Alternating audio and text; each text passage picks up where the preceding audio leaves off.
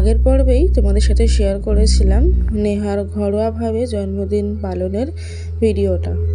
তো আজকে তোমাদের সাথে শেয়ার করব নেহার জন্মদিনের যে অনুষ্ঠান যেটা করা হয়েছিল সেই ভিডিওটা।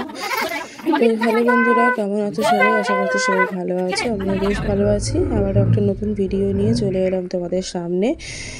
আরও একবার ক্ষমা চেয়ে নিচ্ছি ভিডিওটা অনেক দেরিতে পোস্ট করার জন্য, এক্সট্রিমলি সরি।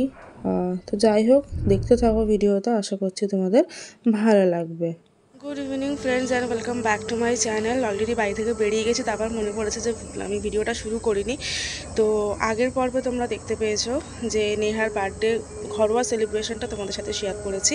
ওটা যেহেতু অলরেডি অনেকটা বড় হয়ে গেছিলো ভিডিওটা, সেই জন্য আমি দুটো পার্টে তোমাদের সাথে শেয়ার করছি। আজকে হচ্ছে ওর লোকজন নিয়ে একটু ছোটোখাটো অনুষ্ঠান মতন হবে সেটা। তো সেখানে আমি এখন যাচ্ছি, রেডি হয়ে গেছি, পরেছি হচ্ছে এই গাউন কাম কুর্তি এটা। আর তার সাথে এই সেটটা না মেলা থেকে কিনেছি। তোমরা কতটা বুঝতে পারছো আমি জানি না, ঘরে শুরু করতে হতো ভিডিওটা। যাই হোক, আর এই কানের দুলটাও মেলা থেকে কিনেছি। তো চলো যাই, দেখতে থাকো তোমরা ভিডিওটা, আশা করছি তোমাদের ভালো লাগবে। তো এখন ঢুকছি নেহার বাড়িতে। নেহার বাড়ি বলতে এটা নেহার দাদু দিদার বাড়িতে সেলিব্রেশনটাও হয়েছিল। তো এই আয়োজনটা ছিল ওর দাদু দিদার তরফ থেকে। তো দেখো বার্থডে সেলিব্রেশনের জন্য কি সুন্দর দুপাশ থেকে লাইটিং দিয়ে একদম সাজানো শুরু করেছে। আর মিঠি আমার সাথেই ছিল। তো ব্যাস, যা হয় বাচ্চার বার্থডেতে, বাচ্চারাই বেশি আনন্দ করে, বড়রা ওটা দেখেই আনন্দ পায়। এখনও তো আহিলি এসে পৌঁছায়নি, তারপরে ওদের যা নাচানাচি, বাপরে বাপ। তো যাই হোক, আমরা এখন চলে যাচ্ছি ছাদে। আর গিফট তো আমি আগেই দিয়ে দিয়েছিলাম। তো ওর দিদার বাড়িতেই ছাদের এই পোর্শনটা আমার বেশ ভালো লাগে। কি সুন্দর চারদিকটা মানে উপরটা পুরো ঘেরা দিয়ে, মানে ঘিরে দিয়েছে আর কি, টিন দিয়ে।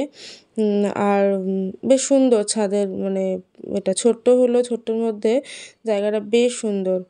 তো এখানটা করেছিল বার্থডে যে ব্যাকড্রপ সেটা, আর এটা হচ্ছে কেকটা কাস্টমাইজড করা হয়েছে, বুঝতেই পারছো কোনো দোকান থেকে আনা হয়নি।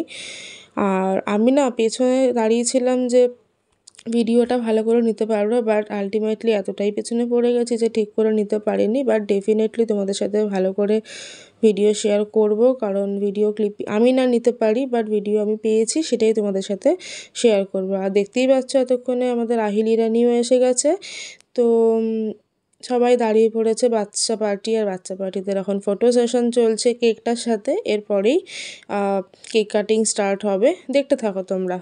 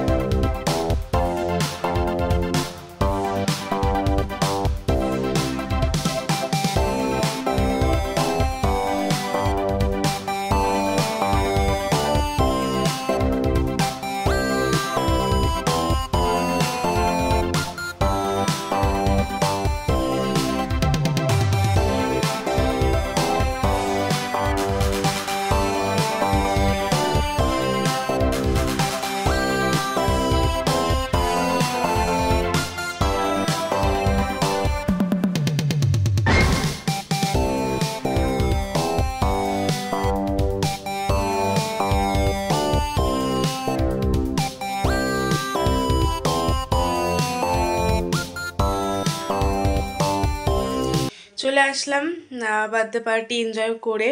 খুব সামান্যই খেয়েছি, কারণ আমি এখন একদমই কোনো রকম কিছু খাচ্ছি না। তোমরা হয়তো ভাববে যে আমি তো এরকম বলি, বাট না, সত্যি সিরিয়াসলি আমি এখন ফুল ডায়েটে আছি।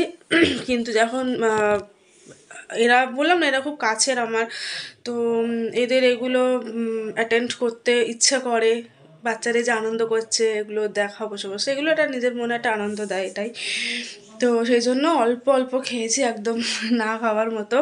কারণ মানে একদিন মানে মানে এই মানে মোটামুটি 7-8 দিন হলো আমি ডায়েট চার্ট ফলো করছি, কারণ নিজের শরীরের দিকটাও দেখতে হবে।